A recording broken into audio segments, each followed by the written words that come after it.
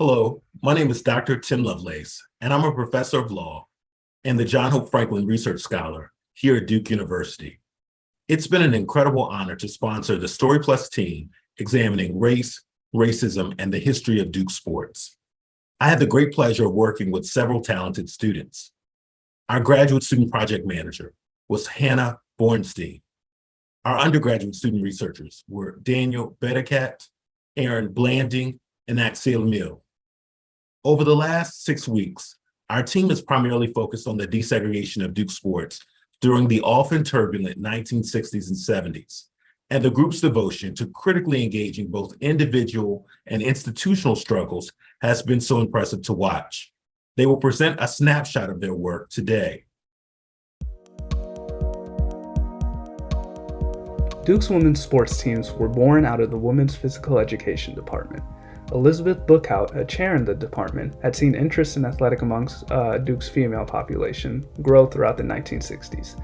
Bookhout advocated for an increase in mixed-gender athletic facilities on East and West Campus, and in the 1970s, this vision came to fruition, as men's and women's physical education departments were merged, and coeducational athletic spaces became common on campus. Bookhout advocated for the opposite with Duke's varsity sports programs. She believed that women's sports programs needed to stay separate from Duke's two revenue sports programs, men's basketball and football, as they catered to spectators as well as student athletes. She wanted women's sports programs to have the opportunity to gain financial support and access to more facilities. Title IX faced instant national opposition. The NCAA lobbied to exclude men's football and basketball from Title IX considerations. This would have greatly reduced the amount of money universities would have to spend on their women's sports programs. For example, Duke would have had to give out 35 women's athletic scholarships at a cost of $189,000 if revenue sports were added to Title IX in the 1970s, instead of 6 scholarships at a cost of $32,400. Duke, like many other universities, only followed Title IX regulations incrementally and waited for the policy to be enforced more stringently. In 2000, Duke made a public goal of fully meeting Title IX requirements in the next 3 years. More specifically, Duke aimed to increase its percentage of female student athletes to the same level of female students at Duke, which was 48% at the time. Duke also set the goal of raising the percentage of athletic aid given to female athletes to 48%. From 1996 to 2003, the athletic aid committed to female student athletes increased from 27% to 41%. The number of female athletes at Duke increased to 43% by 2003. In an alumni report published in January of 2003, Senior Associate Director of Athletics Chris Kennedy said that Duke was preparing to greatly increase athletic student aid and participation, which would allow the university goal to be reached in the near future. Duke would not reach its athletic aid goal of 48% until 2021, and it has yet to reach its athletic participation goal yet, reaching 44% in 2021. There is a clear lack of intersectional research in Duke's archive. A large majority of the statistics I came across separated subjects by either race or gender, failing to account for any female athletes with intersectional identities at Duke. Duke's archives also failed to tell the story of desegregating women's sports on campus, instead hoping that the larger story of undergraduate desegregation would cover it.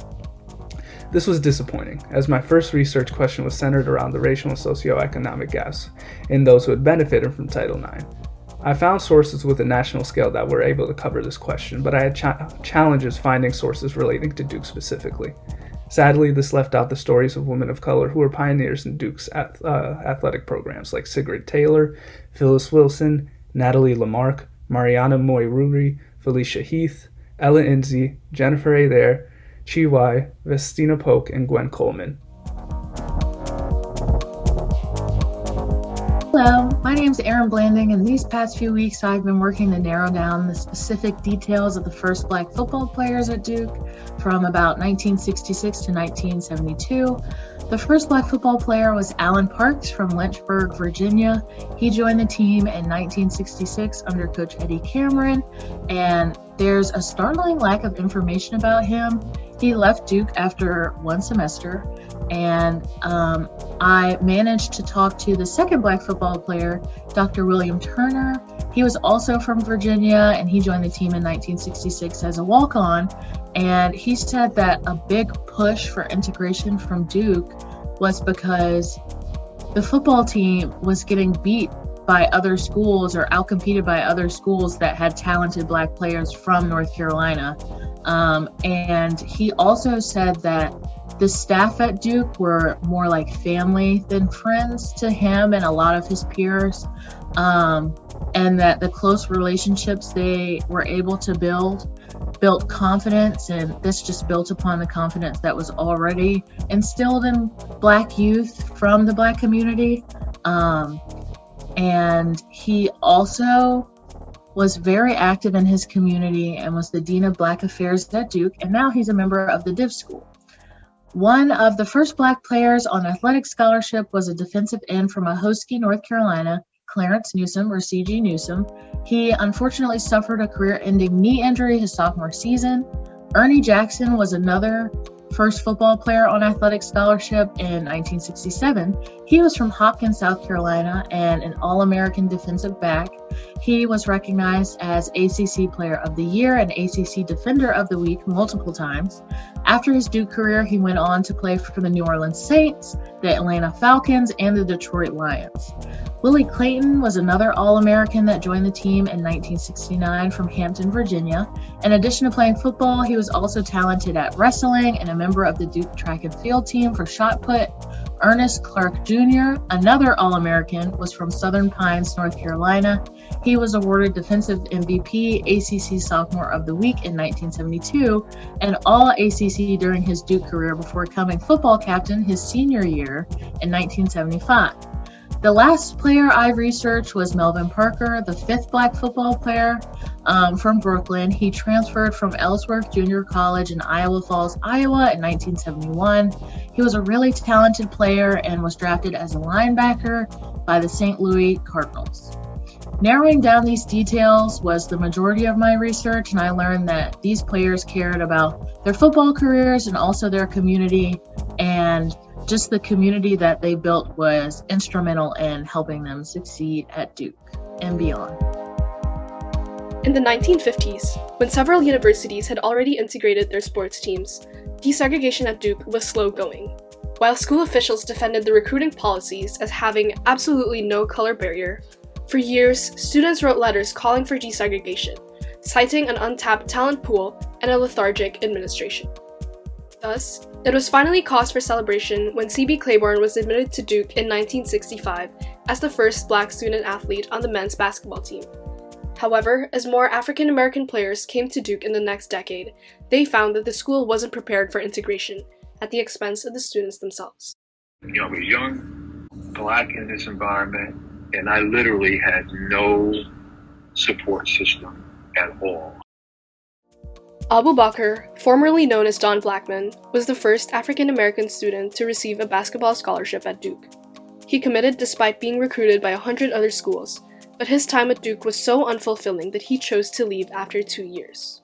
The summer after my freshman year, all of the athletes who were staying on campus for the summer, they got us jobs working at the Duke University golf course. All of the white players, basketball and football, they were given job assignments around the clubhouse. Me, C.J. Newsom, and Ernie Jackson, we were given jobs working out on the golf course in the hot sun. The three Black players were given jobs like field hands. So they segregated us in work assignments. Another thing occurred which didn't help me at all, and that was the fact that there was a change in the coaching.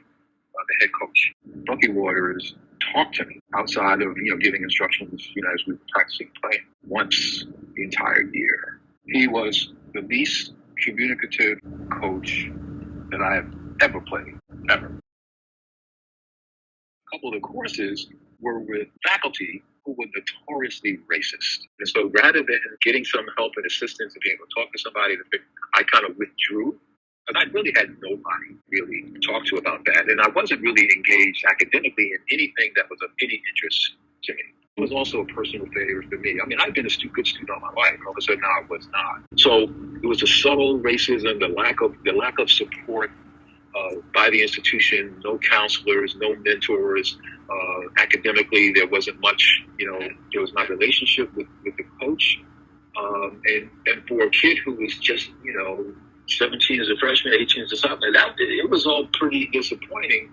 And I just knew that this was a place where I couldn't stay here. 4 out of the 7 known Black basketball players that came to Duke after Parker left transferred out, which meant that Black athletes only stayed for 2.5 years on average in this first decade of desegregation. Parker's experiences and this quick turnover of players shed light in a very different and very difficult world for Black Duke pioneers compared to the one we currently inhabit, in which last year's men's team had an all-Black starting lineup. Unfortunately, when it comes to women's basketball, we know much less compared to men's. Lorraine Woodyard and Calla Rayner established the sport in 1968, and it became a varsity sport during the 1975 men's and women's PE department merger. 2 years later, Sigrid Taylor becomes the first Black woman to play with the team. This lack of information relating to women's basketball may be because the sport was newer, less popular, and less successful, but it's also due to inequalities within the archives. While many files relating to the men's basketball team are available online through the Duke University libraries, only a handful of records for the women's team can be found. We've unearthed the possible next 5 Black female players after Sigrid Taylor, but we were unable to confirm these findings during the span of our project. Our hope for future research is that these historical inequities based on sex and gender be corrected by making a sincere and conscious effort to tell these untold yet equally important stories. But inasmuch as we've unearthed powerful stories about the past, we also hope that these historical accounts might help to chart new scholarly directions and lay the groundwork for future research on the experiences of student athletes of color at Duke and beyond.